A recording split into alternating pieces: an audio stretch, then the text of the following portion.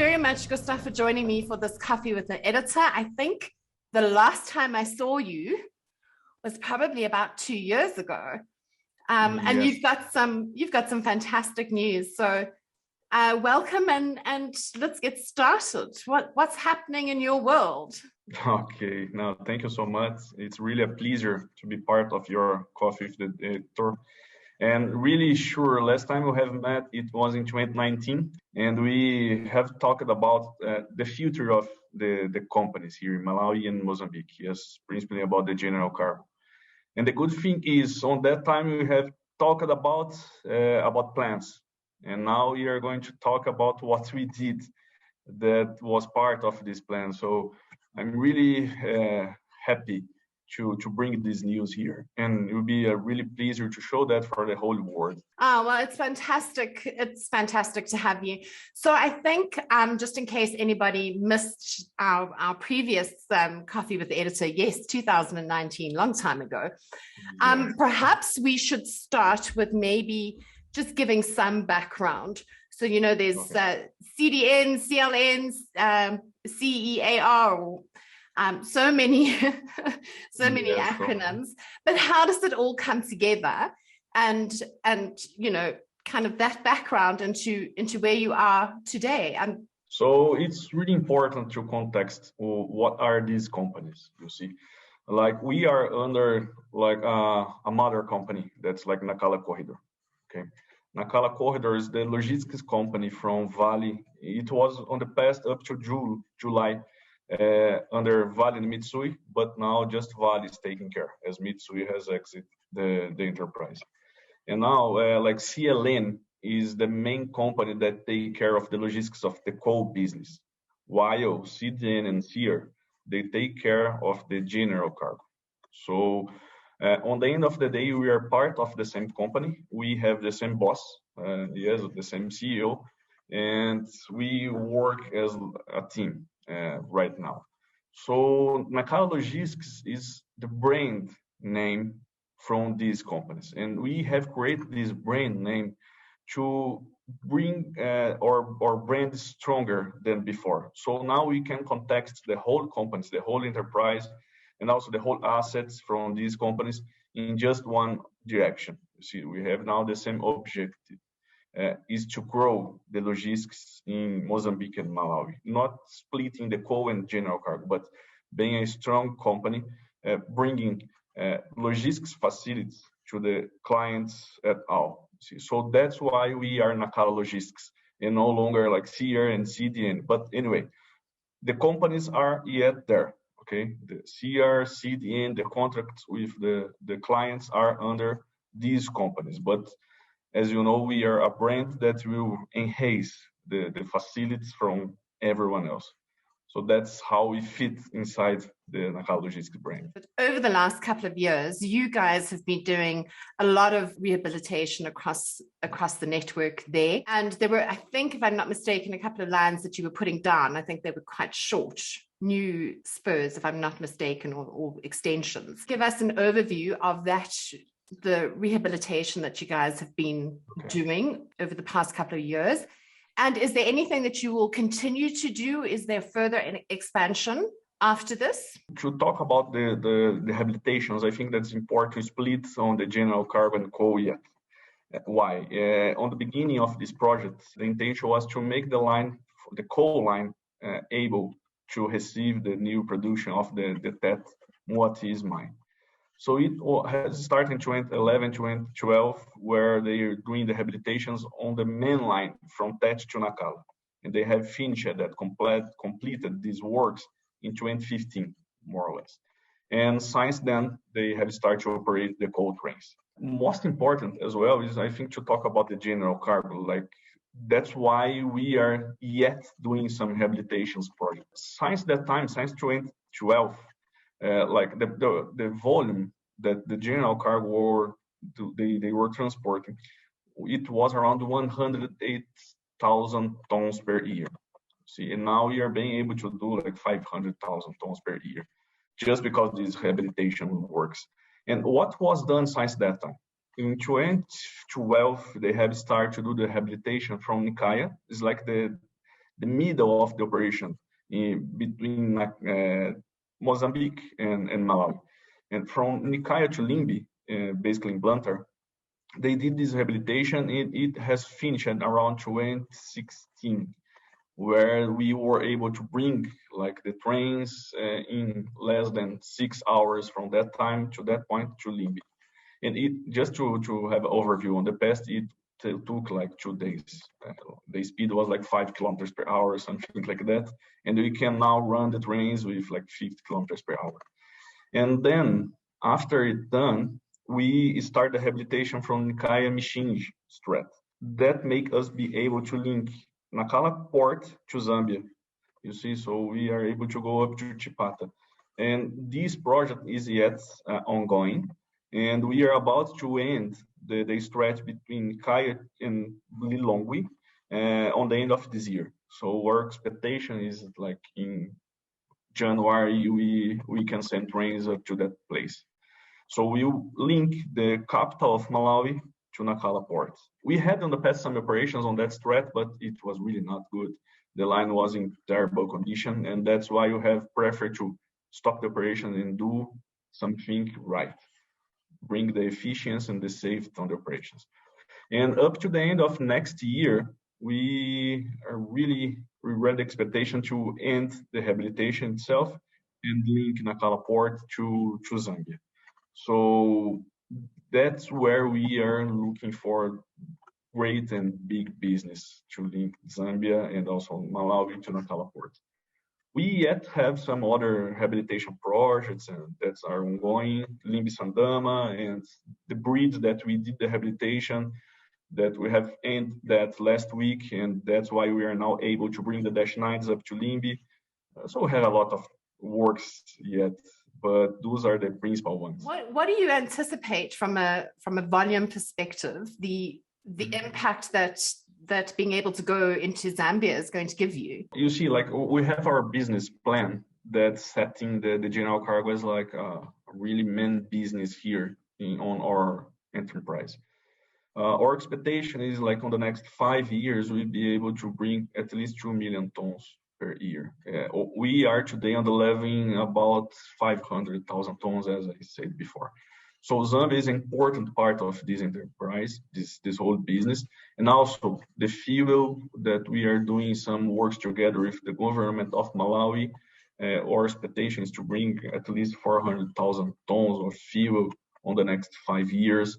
Today is like 12,000. So just to bring overview about the huge difference that we're talking about. And also with the new Limbe yard that we have finished last week as well, Limbe yard, not Limbe, the dry port, is the biggest dry port in Malawi.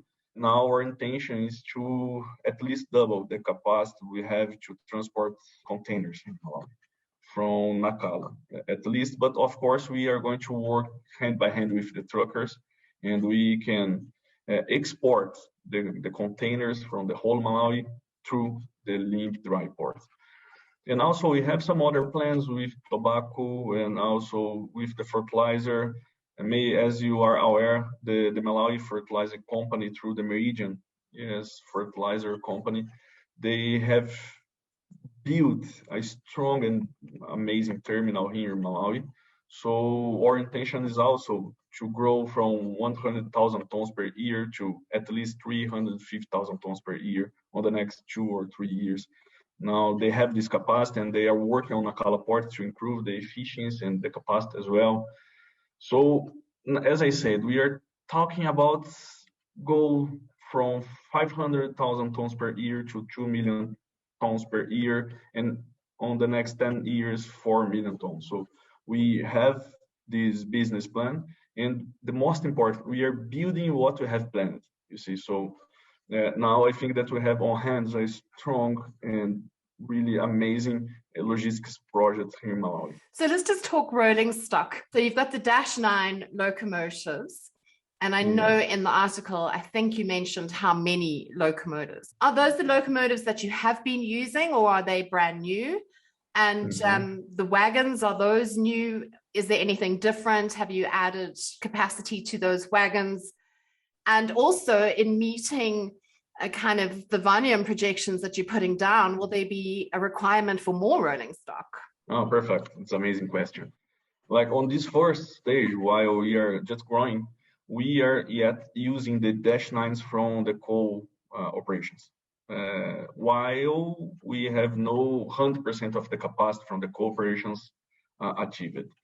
Like we have some dash nines that we have just brought from the coal business to the general cargo one, at least 10 at this first stage. And also we are buying 4 new brand new locomotives on the next. We have bought already, but it's going to be delivered next year, July. They are AC30 locomotives. So it will be 4 at this first stage as well, while we are going to use the dash nines. As soon as we are growing our capacity and growing our volumes, of course, we have the plan to buy new rolling stock assets, not only locomotives, but as well as those wagons. As of now, we have no necessity to bring new wagons because the cycle that was at least 12 days before, our intention is to reduce to 7 days, you see. So it means that we can do more volume with the same assets in less time. So our intention is to start to buy new wagons just in 3 years' time at least, when we will really exhaust our actual capacity with the cycles. We are doing also some rehabilitations on some wagons that we already have. Some CB wagons that are those closed wagons, we are going to move that from platform wagons. So we are going to cut it, to rebuild it at all, and they will be able to transport now containers. That's basically our main business, you see, because like our pillars are fertilizer, fuel, containers, and some bulk cargo. So we are focusing a lot on the container side as well. As I said about the fertilizer, we also have the intention to grow a lot, and it means that we need to lease or to buy new wagons, and our intention is to do it with the hopper ones, because now they have the facility to get these kind of wagons that on the past they didn't have. So as we have the intention, it's on the business plan. And of course, as soon as we are going and achieve new milestones, we will start the process to buy these new locomotives. And that's why we are buying the new 4 ones, that they are not so heavy than the dash nines, and those locomotives will be able to carry a lot of cargo with spending less fuel and also to send it to the longer, because we yet have some restrictions on the bridge capacity and so. So everything is like inside of our business plan. It's so really good for us. I think it's tremendously exciting. So let's talk about the 23rd of September, what happened, I think, last week, the Limby Container Terminal and the partnerships that you now have kind of got going, and the reason that you're sitting in front of me. So tell us more. Yes, Limby Container Terminal is the biggest dry port in Malawi. Up to last week, we had a few capacity to carry and also to accommodate containers here in the whole Malawi. Why I'm saying that? Because the capacity of the railway lines inside of those container terminals, they were so small. Because it's really old. You see the drawings coming from like 20, 30 years ago, and we couldn't park like at least 10 wagons inside of each terminal here. It means that we need to shunt wagons, we need to park wagons far from the terminal and go and take it back and so. But now, with this new dry port, we can carry at least 80 wagons per time. We can park 4 inside and 4 outside. When it is empty or with export containers, we change to put new set again. So today we have basically no more restrictions about the operations itself. So, and also, as you know, we are experts on railway. We are not experts on trucks. We are not experts on do business with the clients, straight to the clients. And that's why came the partnership with the Stanbridge Bridge Shipping. So they really know what they are doing. They have the expertise to link the trucks, the whole sector with the railway sector, and also to manage a warehouse. That the first step to understand that we need to grow, that we need a partner, is to understand that we are not able to do anything. That's what we did.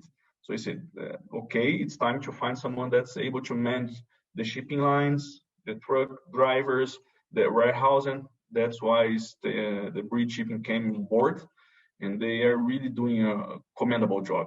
Just to have an example, like in less than 10 hours, we managed to offload and load more than 6 wagons. What's like something that we never did in the past. You see, just on the first week, imagine what we will be able to do like on the near future. So that's why they came on board.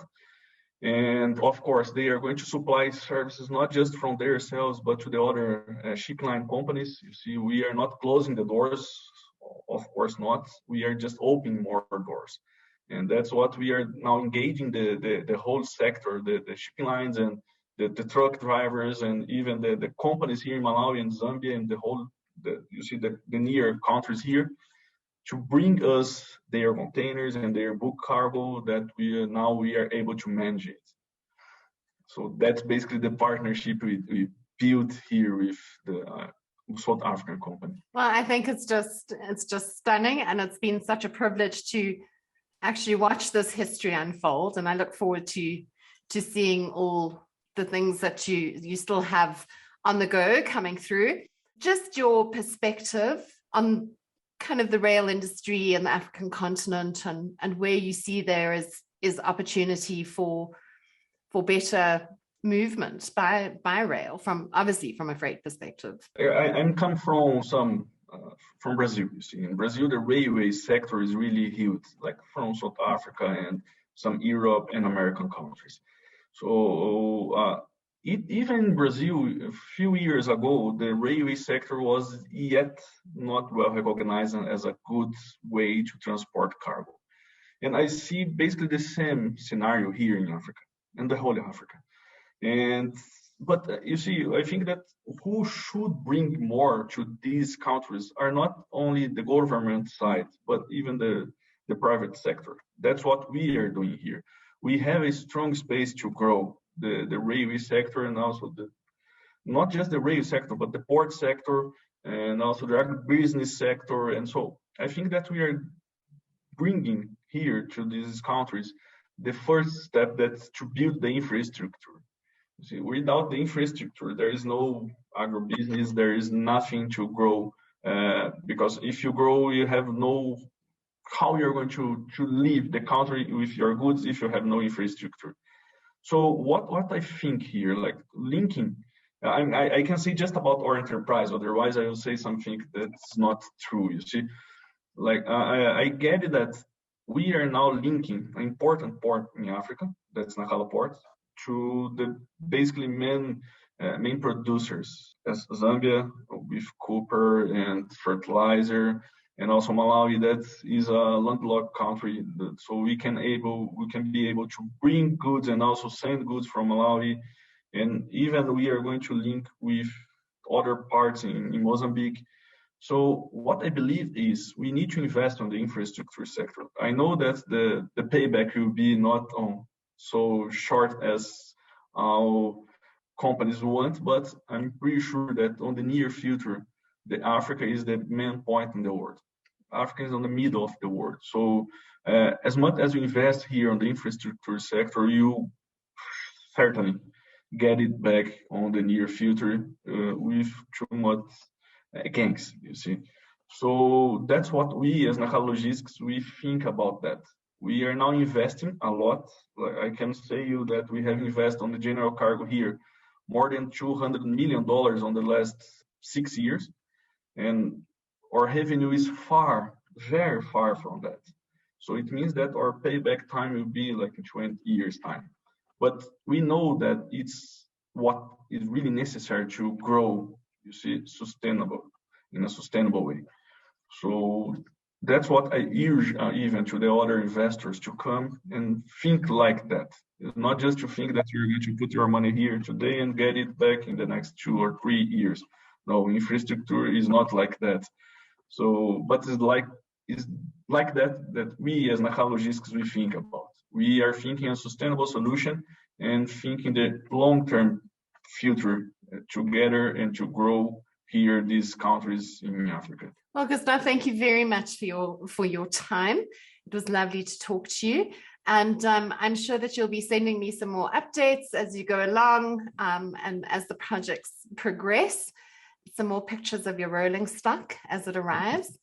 I think everybody knows that I love trains. No, for sure.